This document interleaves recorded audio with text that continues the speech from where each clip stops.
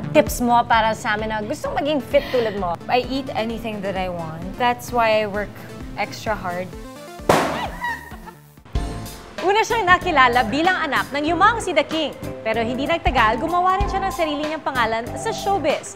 Taong 2010 nang nanalo siya ng Best Actress Award ng 2 beses.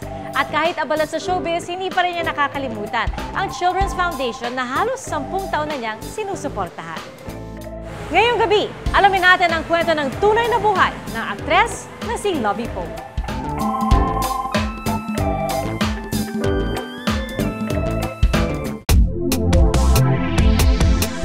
Pagkatapos ng 6 na buwang pamamalagi sa Amerika, now she's back, blooming, and sexy as ever. Walang iba kundi ang certified fitness buff at kapuso actress na si Lovie Poe.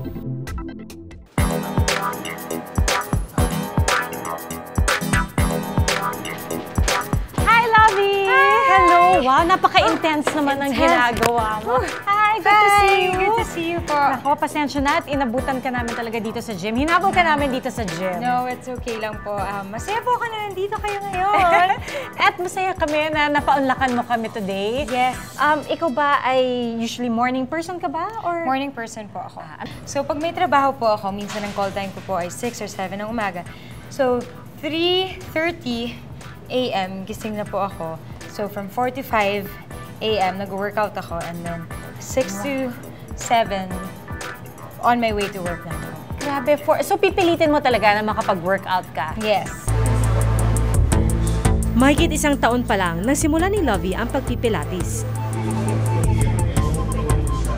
And 5. Ito raw ang secret kung bakit mas toned pa ngayon ang kanyang katawan. Actually, nakakatulong po yun sa mga may back problems and everything. So, very good po siya.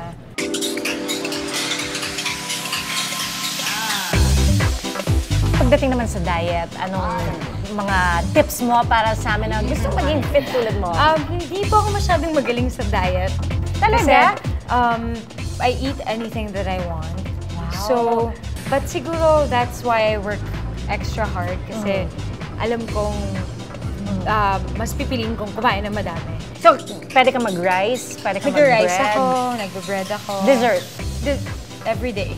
Ice cream? Ganyan? Yes, Chocolate cake? Cookies, chocolate cake. Ano bang favorite food mo? Favorite dessert? Yes. Chocolate cake cookies. Cookies ako. I Tapos eat ganyan cookies pa rin every yung day. katawan mo. So, ano para sa'yo ang strict diet? Anong tinatanggal mo? I still eat portions po siguro.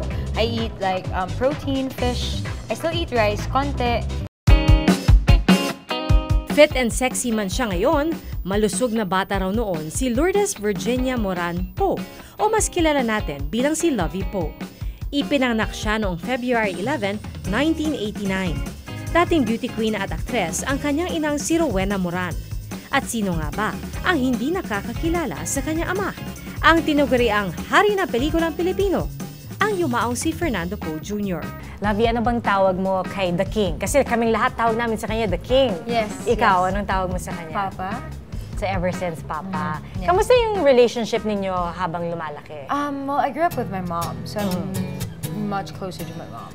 Pero may mga alaala ka ba na magkasama kayo nung bata ka? Yeah, but it's just that given the situation, but it's like I'd rather not, you know, dig into the whole. Okay. Yeah. Sa pagnanais noon na mamuhay ng pribado, pumunta na Amerika sina Lovie at ang kanyang ina. Pwede mo bang ikwento sa amin yung paglaki mo sa ibang bansa? Kamusta naman yung childhood mo? Masaya. Very normal po yung childhood ko. Siyempre may time na nandito ako nakatira and nag-aral din po ako here. Pero sa States, siguro back and forth kami kasi yung kapatid ko was born there. So, it was nice and very normal po yung childhood ko. Kumbaga, nothing. What makes it special is it's just normal. Nothing extraordinary. Kahit tinalikuran na ng kanyang ina ang mundo ng showbiz, nanatiling pangarap naman ni Lovie ang maging aktres. Kamusta ka sa school? Ikaw ba yung tipong laging nag-raise ng hand? Aktibo ka ba sa extracurricular activities? Ako yung aktibo sa extracurricular activities. Pero doon pa lang nagsimula na alam ko na kung ano yung gusto kong gawin. Kasi yung mga clubs ko lagi sa school ay Glee Club, Drama yung mga Club. dream club ko. Yung mga gano'n. Yun Okay. yung mga clubs na sinasalihan ko dati pa. So, simula nun, yung mga maliliit na bagay, yun yung naghulma sa akin sa pinakagusto kong maabot na goal is to be an actress. Saan mo kaya nakuha yung desire or yung kagustuhan na maging isang actress? Siguro it runs in the family. Siguro, pinaka-dream ko po is to be able to give happiness through entertainment. At sobrang nagpapasalamat ako dahil nandito po ako ngayon. Kasi bata pa lang ako, ito na yung pinangarap ko.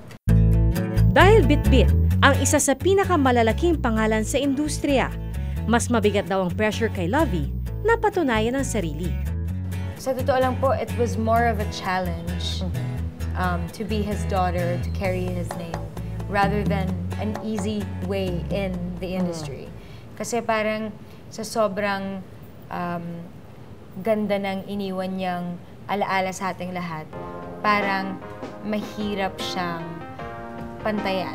Kasi nga parang i-relate nila lagi. Siyempre, i-relate nila lagi, which is understandable.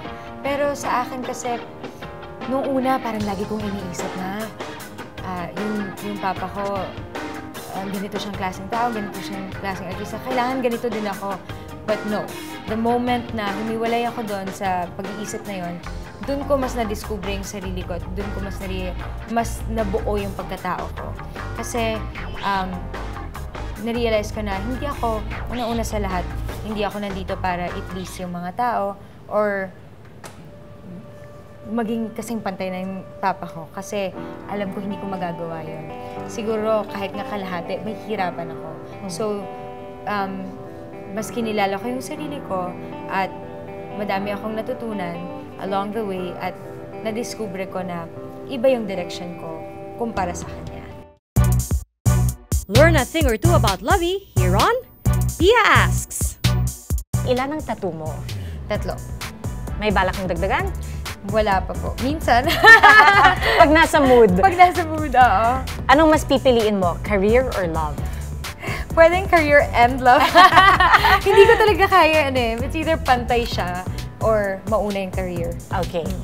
Anong bagay sa buhay ni Lovie po na you cannot live without? Bagay?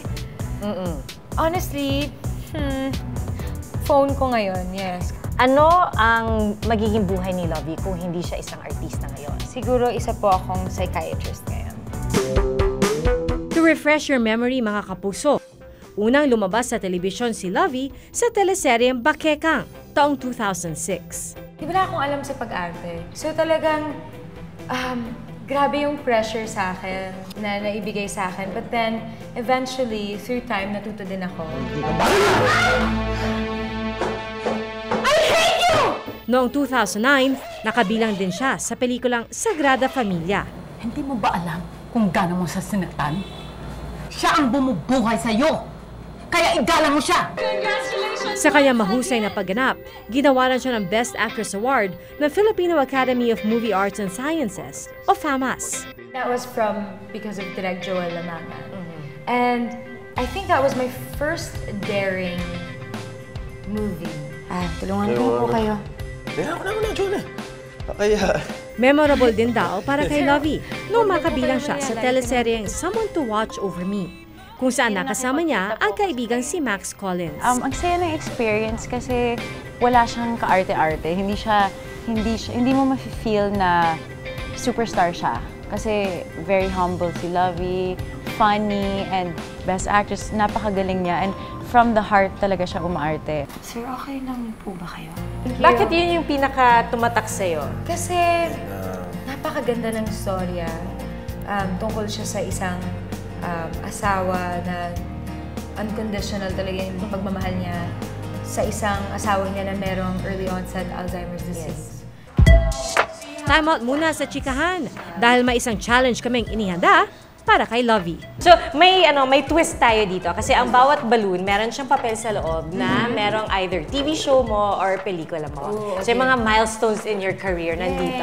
So, gagawin mo, papop mo lang bawat balloon, tapos kung ano yung lumabas, yun ang pag-uusapan natin. Okay po. Okay. 1, 2, 3. Anong nakalagay? Ang nakalagay ay Mulawin versus Ravenna. Alam mo ba kung sino ako? Ikaw si Magindara, ang Diyosa ng tubig. Yeah, that was good. My first fantasy ever. Sirena po ako dito. Sirena. So, nahirapan ka dun sa costume Nahihirapan mo? po ako, pero hindi po ako napunta sa point. Lagi ako nasa ground. So, nagtra-transform po ako. Ah, okay. Okay, next. Okay. Kailangan may flip ng hair pagka... Oo. Legacy! Oh, I Legacy! love the show! Yes. Don't tell me, kinakampihan niyo pa yung babae niyan. Legacy, isa sa mga paborito ko. Unang-una sa lahat, dito ko po nakilala yung mga kaibigan ko. Alex De Rossi and Miss Heart Evangelista. Siguro yung friendship na nabuo naming tatlo talagang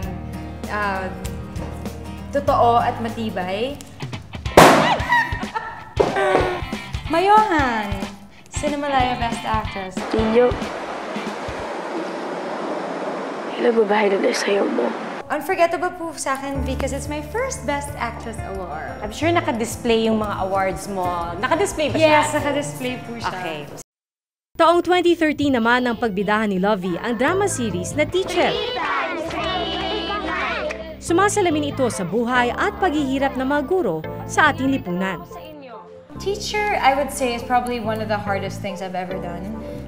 Kasi mahirap bigyan ng hustisya yung mga taong, the people you look up to. Since it's for GMA News and Public Affairs, you have to be very factual sa mga nangyayari. Hoy, bumalik ka. Huwag mo akong hawakan. Huwag mo akong hawakan! Nang sumunod na taon, nakasama naman ni Lovie ang tinaguriang Diamond Star. Wala iba kundi si Ms. Maricel Soriano, pati na si Dingdong Dantes, sa teleseryeng Ang Dalawang Mrs. Riyadh. The fact na nabigyan ako ng opportunity or ng chance na eksena siya at masampal niya.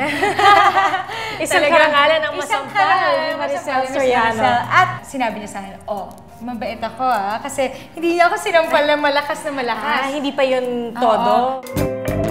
Kasabay ng pagbabakasyon ni Lovie Poe sa Amerika, umugong ang bali-balitang mayroon na raw nagpapatibok sa puso ng dalaga. Ito ang direktang sasagutin sa atin ni Lovie dito sa Prangkahan with Pia. Pwede mo bang ikwento sa amin kung sino yung iyong special someone? Well, his name is Monty.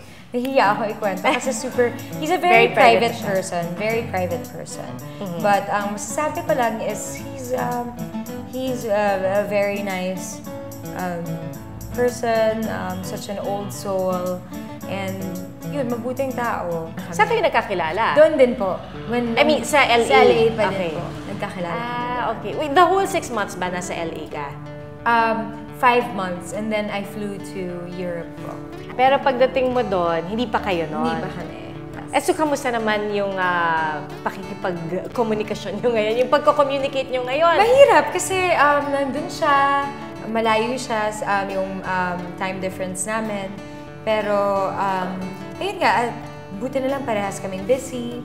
Nakapunta na ba siya dito sa Pilipinas? Nakapunta na po siya dito.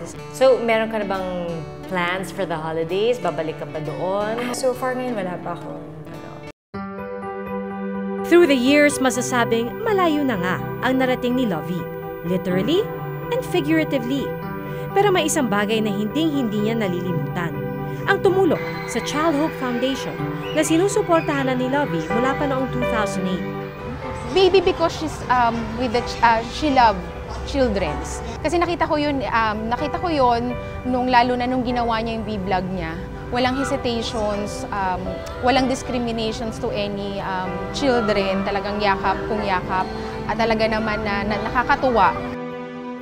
Hindi ako makapaniwala na nagagawa ko to. Nakakapagbigay ako ng saya, ng inspirasyon. Siguro po, ang masasabi ko lang po is nandito ako para sa kanila, para bigyan sila ng suporta sa kahit anong paraan na posible na kayang-kaya kong gawin.